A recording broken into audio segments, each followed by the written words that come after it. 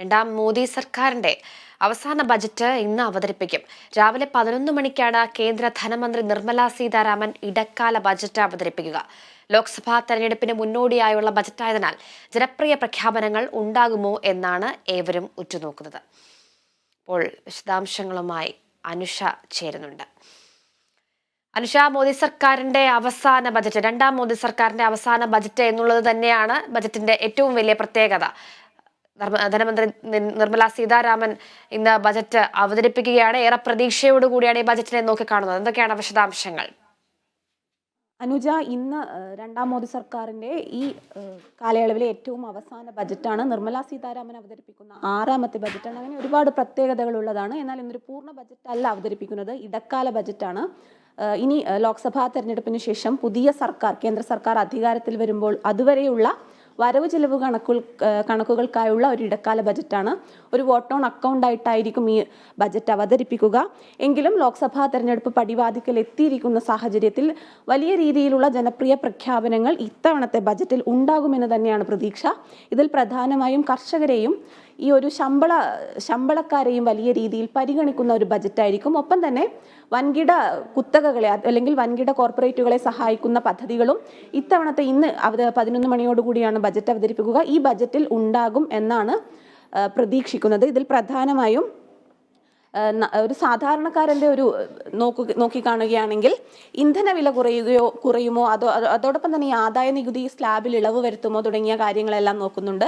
ഇതിൽ ഏറ്റവും കൂടുതൽ പ്രധാനമായും ഇടുന്നത് ലോക്സഭാ തെരഞ്ഞെടുപ്പ് അടുത്തത് കൊണ്ട് തന്നെ ഞാൻ നേരത്തെ സൂചിപ്പിച്ചതുപോലെ തന്നെ ജനപ്രിയ ബജറ്റായിരിക്കും. ഇതിൽ വലിയ പ്രഖ്യാപനങ്ങൾ തീർച്ചയായും ഉണ്ടാകും എന്നും കണക്കാക്കണം. കാരണം 2019 ഇതുപോലെ സമാനമായ രീതിയിൽ ഒരു ബജറ്റിലാണ്, ഇടക്കാല ബജറ്റിലാണ് PM കിസാൻ പോലുള്ള ഏറ്റവും സുപ്രധാനമായ മോദി സർക്കാരിന്റെ എല്ലാ കാലവും എടുത്തു പറയപ്പെടുന്ന ഒരു പദ്ധതി പ്രഖ്യാപിച്ചത്. അതുകൊണ്ട് തന്നെ കർഷക വോട്ടുകൾ 250 ദശലക്ഷത്തോളം ഈ ഒരു കർഷകരുള്ള ഒരു രാജ്യത്ത് കർഷകരുടെ വോട്ട് ഏകോപിപ്പിക്കാനുള്ള എല്ലാ ശ്രമങ്ങളും കേന്ദ്ര സർക്കാർ നടത്തും. അതിൻ്റെ ഭാഗമായി വലിയ രീതിയിൽ ഈ PM കിസാന്റെ തുക വർദ്ധിപ്പിക്കും. 6000 കൊടുക്കുന്നതിൽ നിന്നും തുക വർദ്ധിപ്പിക്കാനുള്ള സാധ്യതയുണ്ട്. അത്തരത്തിലുള്ള ഒപ്പം തന്നെ സ്ത്രീകൾക്ക് വനിതാ സൗഹൃദ ബജറ്റായിരിക്കും ഇത്തവണ എന്നും ഒരു വിലയിരുത്തലുകൾ ഉണ്ട്. അതായത് വനിതാ സംരംഭകർക്ക് നികുതി ഇളവ് അടക്കം പ്രഖ്യാപിക്കുന്ന തരത്തിലേക്ക് ഇത്തവണത്തെ ബജറ്റിൽ പ്രഖ്യാപനങ്ങൾ ഉണ്ടാകും എന്നാണ് കരുതപ്പെടുന്നത്. ഒപ്പം തന്നെ കാർഷിക ക്ഷേമ പദ്ധതികളും നിരവധി ഉണ്ടാകും. ഇതിൽ നേരത്തെ സൂചിപ്പിച്ചതുപോലെ കിസാൻ സമ്മാൻ നിധിയിൽ ചിലപ്പോൾ തുക വർദ്ധിപ്പിച്ചേക്കാം. ഒപ്പം തന്നെ കർഷകരുടെ വായ്പ, വളം സബ്സിഡി, ഈ താങ്ങുവില വർദ്ധിപ്പിക്കുക തുടങ്ങിയ പ്രഖ്യാപനങ്ങളെല്ലാം ഉണ്ടായേക്കാം. അതോടൊപ്പം തന്നെ വനിതകൾക്ക് വനിതാ സംവരണ നിയമം പാസാക്കിയതിനു ശേഷമുള്ള ഒരു ആദ്യ ബജറ്റാണിത്. ഇടക്കാല ബജറ്റാണെങ്കിലും ഇതിൽ വനിതകൾക്ക് ഏത് രീതിയിൽ മാതൃശിശു സൗഹൃദ പദ്ധതികൾ അത്തരത്തിലെല്ലാമുള്ള സ്ത്രീ തൊഴിലാളികൾക്ക് വലിയ പരിഗണന നൽകുന്നത്, അത്തരത്തിലുള്ള കാര്യങ്ങളെല്ലാം ഇന്നത്തെ ബജറ്റിൽ ഉണ്ടായേക്കാം. ഒപ്പം തന്നെ അടിസ്ഥാന സൗകര്യ മേഖലയ്ക്കും വലിയ രീതിയിലുള്ള ഒരു മുൻഗണന ഇത്തവണത്തെ ബജറ്റിൽ നിർമ്മല സീതാരാമന്റെ ബജറ്റ് പെട്ടിയിൽ ഉണ്ടാകുമെന്ന് തന്നെ പ്രതീക്ഷിക്കണം.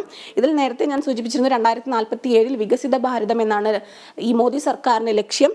ഇതിന് ഒരു 880 ലക്ഷം കോടി രൂപയുടെ നിക്ഷേപം ആവശ്യമാണ്. അതുകൊണ്ട് ഇതെല്ലാം മുന്നിൽ കണ്ടുകൊണ്ടാണ് ഇത്തരത്തിൽ ഇനിയൊരു പ്രഖ്യാപനം ഉണ്ടാകുക. അതോടൊപ്പം തന്നെ റെയിൽവേ ബജറ്റും ഇന്ന് ഇടക്കാല ബജറ്റിനോടൊപ്പം തന്നെ റെയിൽവേ ബജറ്റും കേന്ദ്ര ബജറ്റിന്റെ കൂടെ അവതരിപ്പിക്കും.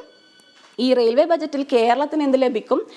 കൂടുതൽ വന്ദേ ഭാരത് ട്രെയിനുകൾ, ബുള്ളറ്റ് ട്രെയിനുകൾ, വന്ദേ ഭാരതിന്റെ സ്ലീപ്പർ ട്രെയിനുകൾ തുടങ്ങി വലിയ രീതിയിലുള്ള പ്രഖ്യാപനങ്ങളെല്ലാം പ്രതീക്ഷിക്കുന്നുണ്ട്.